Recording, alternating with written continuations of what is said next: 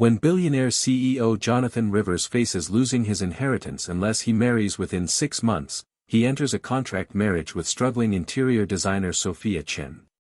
What starts as a cold business arrangement ignites into passionate desire on their wedding night. But both harbor dark secrets that could destroy everything. Hello, beautiful souls. Tonight's story will take you on a journey where hearts are tested and destinies collide. Let's dig in. The champagne flute shattered against the marble floor of the penthouse suite, crystal fragments catching the city lights like fallen stars. Sophia Chen stood frozen in her wedding dress, her face pale as moonlight, staring at the photographs scattered across the mahogany desk. "You knew," she whispered, her voice barely audible over the Seattle rain drumming against floor-to-ceiling windows. "You knew about Marcus." Jonathan Rivers loosened his silk tie with hands that betrayed nothing of the storm raging inside him. The wedding reception had ended an hour ago. The guests had gone home believing they'd witnessed a fairy tale union between two powerful families. They had no idea they'd watched the opening act of a carefully orchestrated deception. Your ex-fiancé's gambling debts. The loan sharks. The threats against your family. Jonathan's voice was arctic, each word precise as a surgeon's blade. "I know everything, Sophia." The photographs showed Marcus Chen leaving underground poker games, accepting briefcases of cash from men with dead eyes and expensive suits. The final image captured him signing documents that would have sold Sophia's family's property to cover his debts. "That's why you needed this marriage," she said, understanding dawning like a cold sunrise. "Not just for your inheritance. You needed my silence." Jonathan poured himself 2 fingers of bourbon, the amber liquid catching the lightning that split the sky outside. "Your brother was going to destroy everything your father built. I gave you a way out. By blackmailing me into marrying you. By saving your family from bankruptcy." His dark eyes met hers in the reflection of the rain-streaked window. "Marcus disappeared the day after our engagement was announced. Debt forgiven. Threats eliminated. Your parents kept their home."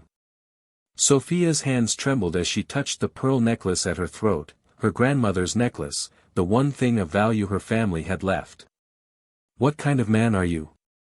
Jonathan turned to face her, and for a moment, something raw and vulnerable flickered across his features before the mask slammed back into place.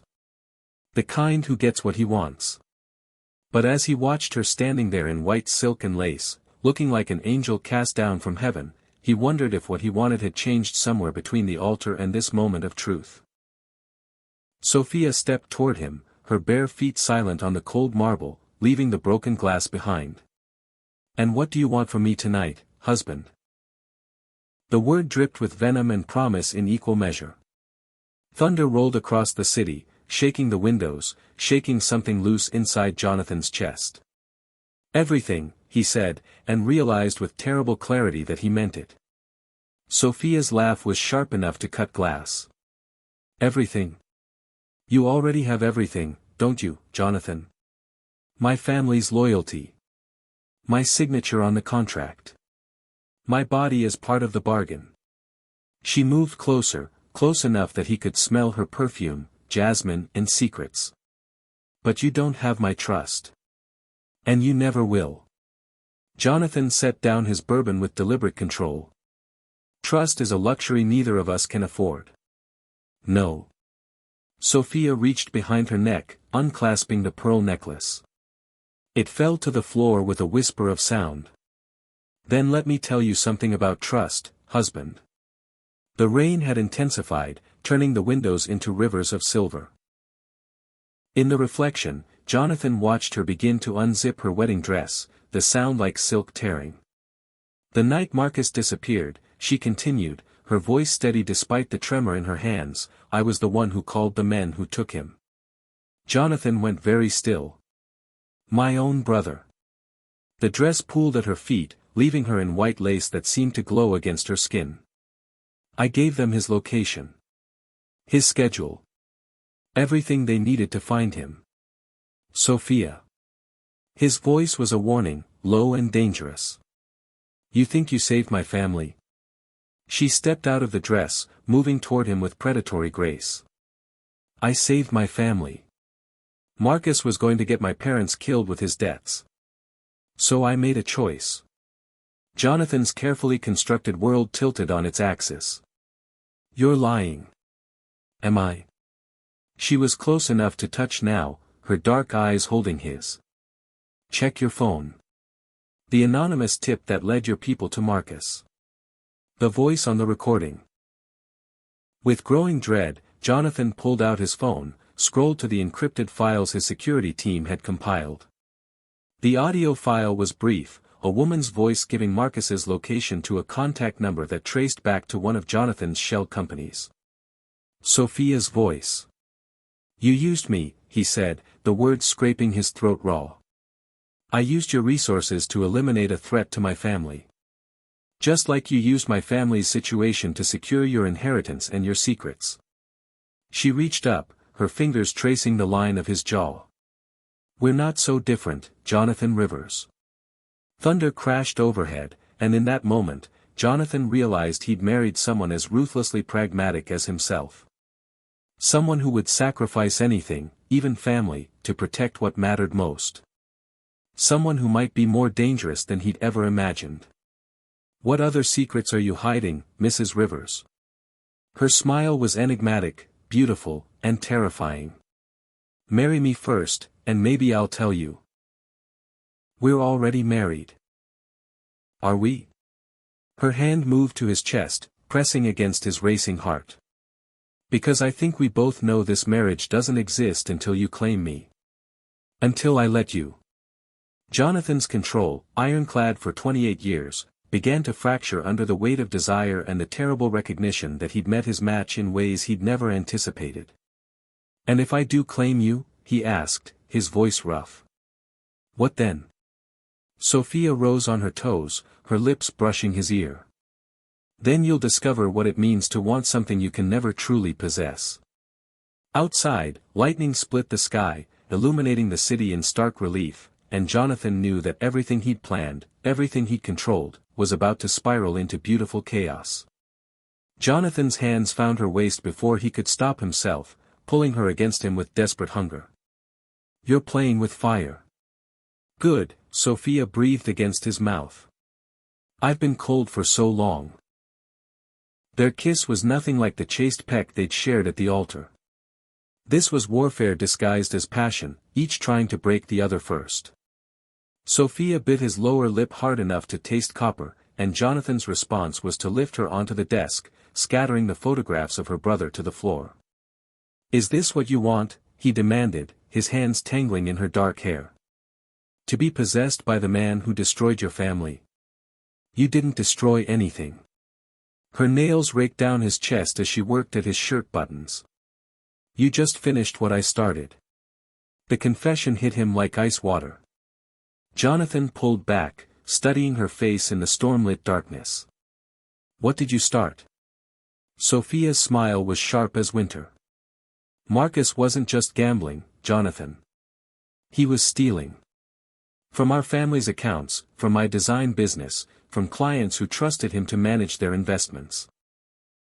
She leaned back on her hands, the motion arching her body toward him like an offering and a challenge. I found out 6 months ago. The same week your grandmother made her ultimatum about marriage. Jonathan's breath caught. The timing wasn't coincidence. She traced patterns on his chest with her fingertip, each touch electric. I researched you. Your needs. Your weaknesses. I made sure our grandmothers would arrange that first meeting. The room spun around Jonathan as pieces of the puzzle clicked into place. You orchestrated this. All of it. I orchestrated survival. Sophia's voice held no apology. For both of us. You needed a wife to claim your inheritance. I needed Marcus gone and my family protected. You needed someone who would understand the cost of power. She pulled him closer, her lips brushing his throat. And I needed someone strong enough to handle what I'm willing to do to protect what's mine. Jonathan's hands trembled as they framed her face. What are you willing to do? Anything. The word was a whisper and a promise. Everything. The storm outside reached a crescendo, rain lashing the windows like tears. In its fury, Jonathan saw a reflection of what raged inside him. Desire and fear, admiration and terror, all tangled together into something that felt dangerously like love. Sophia. Her name was a prayer on his lips. What have you done to me? What you've done to me. Her hands moved to his belt, her touch both tender and possessive. Made me want something I swore I'd never need. And what's that? Her dark eyes met his, vulnerable for the first time since he'd known her. You. Jonathan kissed her then, pouring everything he couldn't say into the connection between them. She responded with equal hunger, equal desperation, and he realized they were both drowning in something neither had planned for. As he lifted her in his arms, carrying her toward the bedroom, Sophia whispered against his ear, "There's one more secret, Jonathan. One you need to know before we cross this line." He paused at the threshold, his heart hammering against his ribs. What? Her smile was sad and beautiful and devastating. "I've been falling in love with you since our second date. And I think that terrifies me more than anything else I've ever done." The admission hung between them like a bridge over an abyss, and Jonathan knew that once they crossed it, there would be no going back to the safety of contracts and arrangements and careful emotional distance. "Then we're both terrified," he said, and carried her into the darkness where everything would change. The morning light filtering through the bedroom curtains found them tangled together, skin against skin, breathing synchronized in the aftermath of a night that had shattered every wall between them. Sophia traced lazy circles on Jonathan's chest, her wedding ring catching the pale sunlight. "Tell me about the scar," she murmured, her fingers finding the thin white line that ran along his ribs. Jonathan's body tensed beneath her touch. "Car accident. When I was 16. Liar." Her voice held no accusation, only gentle certainty. "It's too precise. Too deliberate." He was quiet for so long she thought he wouldn't answer. "Then, my father. The night I told him I wanted to change our company's labor practices overseas. He said I was too soft to run the business." Sophia raised her head to look at him, seeing the boy he'd once been beneath the man he'd become. "He cut you. He taught me that sentiment is weakness. That mercy is a luxury that destroys empires." Jonathan's laugh was bitter. "I learned the lesson well. Too well." She pressed a kiss to the scar, tasting salt and old pain. "Is that why you can't trust anyone? I trusted you last night. With your body. Not with your heart." Jonathan's phone buzzed against the nightstand, shattering the intimate cocoon they'd built. He reached for it, frowning at the display. "Ryan," he answered, sitting up. "It's 7 in the morning." Sophia watched his face change as he listened to his best man's voice on the other end. Color drained from his features, replaced by something cold and terrible. "When?" Jonathan's voice was deadly quiet. "How long have you known?" He hung up without saying goodbye, his hands shaking as he set the phone aside. "Jonathan."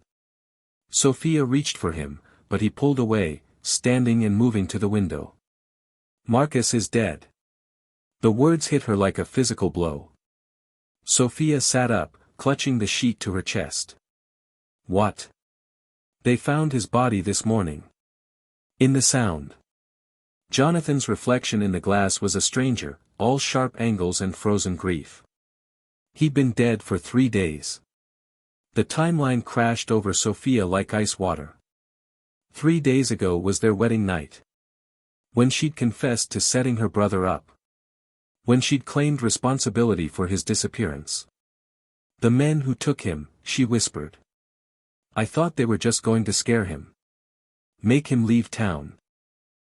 Jonathan turned to face her, and the look in his eyes made her blood freeze. "You thought? Or you knew exactly what would happen when you made that call? I would never have my own brother killed. Wouldn't you?" He moved toward her with predatory stillness. You've admitted to using me, manipulating our marriage, orchestrating our entire relationship. Why not orchestrate his murder too? Sophia scrambled from the bed, wrapping the sheet around herself like armor. Because I loved him. Despite everything he'd done, I loved him. The way you love me? The question hung in the air like a blade. Sophia stared at him, seeing the doubt and suspicion that had crept back into his features, erasing the tenderness of the night before. You think I'm lying about that too? Jonathan's smile was sharp enough to cut. I think you're very good at making people believe what you want them to believe. I think you're exactly like me. Then you should know I'm telling the truth. Sophia's voice broke on the words. Because someone like us doesn't admit to love unless it's real. Unless it's destroying us. For a moment, something flickered in Jonathan's eyes. Hope, maybe, or the ghost of trust. Then his phone rang again. This time it was his lawyer. This time Jonathan's face went white as paper as he listened. Marcus had a life insurance policy, he said after hanging up, his voice hollow. $5 million. Beneficiary is his sister. The accusation didn't need to be spoken. It lived in the space between them, poisoning the air they breathed. You think I killed him for money? Sophia's words were barely audible. After everything between us, you think I'm a murderer. Jonathan said nothing, but his silence was answer enough. Sophia nodded once, sharp and final. Then our marriage is exactly what we both deserve. A union of monsters. She moved toward the bathroom, her dignity wrapped around her like the sheet, but Jonathan's voice stopped her at the threshold. Sophia. She didn't turn around. If you didn't kill him, he said quietly, then someone else did. Someone who wanted us to tear each other apart. The implication settled over them both like a shroud. Their marriage hadn't just been orchestrated by their grandmothers. Someone else had been pulling the strings all along, and Marcus's death was just the opening move in a much larger game. The envelope arrived at sunset, delivered by a courier who vanished into Seattle's evening shadows before either Jonathan or Sophia could question him. Inside were photographs that made Sophia's blood turn to ice. Her parents. Entering a coffee shop. Walking to their car. Standing in their own kitchen, unaware they were being watched through telephoto lenses. The accompanying note was typed on expensive paper. The girl dies tonight unless you sign the dissolution papers and transfer the Chen family properties to our client. Come alone to Pier 47 at midnight. Bring your husband if you want to watch her burn. Sophia's hands trembled as she set the photos on Jonathan's desk. They have my parents. Jonathan studied the images with clinical precision, but she could see the rage building behind his controlled exterior. The writing style matches the threatening letters Marcus received about his debts. This isn't about money anymore. Then what? Power. Control. He moved to his safe, retrieving a gun that gleamed like black death in the lamplight. Someone wants to destroy both our families, and they're using us to do it. Sophia watched him check the weapon with practiced efficiency. You can't come with me. The note says I come alone. Like hell. Jonathan. She caught his arm, feeling the tension coiled beneath his skin. If they see you, they'll kill my parents immediately. I have to go alone. So they can kill you too. Jonathan's voice cracked on the words. I won't lose you. Not after last night. Not after everything. The confession hung between them, raw and desperate. Sophia cupped his face in her hands, memorizing the angles of his cheekbones, the way his dark eyes reflected the city lights. I need to tell you something, she whispered. Before I go. Sophia, no. The scar on your ribs? I have one too. She guided his hand to her hip, where a thin line of puckered skin disappeared beneath her dress. From the night my father found out about Marcus's stealing. He said I should have stopped it sooner. Jonathan's fingers traced the mark with infinite gentleness. We're both broken. But we found each other. She kissed him then, pouring 5 years of loneliness and a lifetime of love into the connection between them. That has to count for something.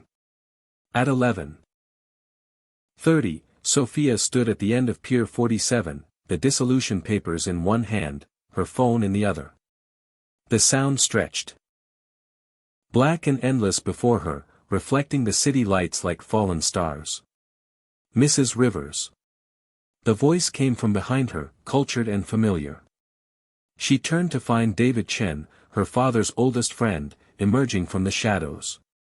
The man who had supposedly helped arrange her marriage to Jonathan. The man her family had trusted for 30 years. Uncle David? The childhood name fell from her lips in confusion. What are you doing here? Cleaning up loose ends. His smile was cold as winter. Your brother was supposed to eliminate the Rivers family's assets gradually, through his gambling partnerships with my associates. Instead, he developed a conscience. The pieces clicked into place with horrible clarity. You were behind his debts. You set him up. I invested in his weaknesses. Just like I invested in your desperation and Jonathan's inheritance requirements. David stepped closer, and Sophia saw the gun in his hand. The marriage was never about saving either family. It was about consolidating control under my oversight. The photos of Marcus. The evidence Jonathan's people found. You planted all of it. I needed you to eliminate your brother without realizing you were working for me. I needed Jonathan to believe he was saving you while actually serving my purposes. David's laugh was soft and terrible. You've both been such obedient puppets. Sophia's phone buzzed. A text from an unknown number, your parents are safe. David's men have been neutralized. Trust me. J. Relief flooded through her, followed immediately by terror. If Jonathan was here, if he'd found David's associates. The crack of gunfire split the night air. David spun toward the sound, his weapon swinging up, and Sophia saw her chance. She launched herself at him, 20 years of self-defense training focused into one desperate moment. They went down together, fighting for control of the gun. Another shot. Pain bloomed across Sophia's shoulder like fire.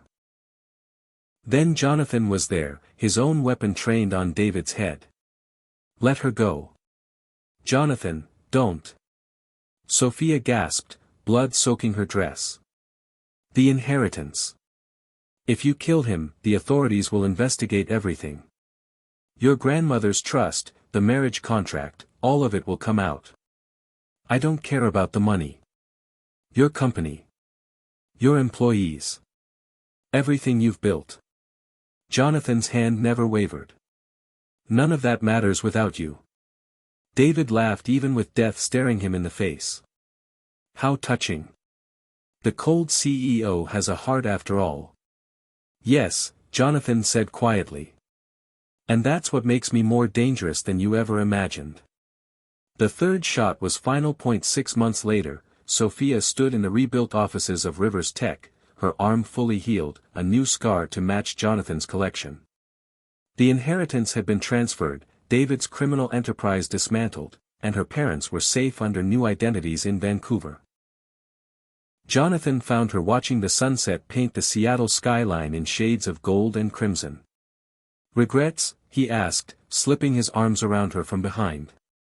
She leaned back against his chest, feeling his heart beat steady and strong against her spine. About the marriage? About staying married. For real this time. Sophia turned in his arms, seeing the man who had sacrificed everything for her reflected in the window glass. The man who had chosen love over security, connection over control. Only one, she said, reaching up to touch his face. What's that? That it took us so long to realize we were never acting at all. Jonathan kissed her then, soft and sure and full of promise. Outside, the city spread before them like a constellation of possibility, and for the first time in their lives, they both knew exactly what they wanted. Each other. Always. The end.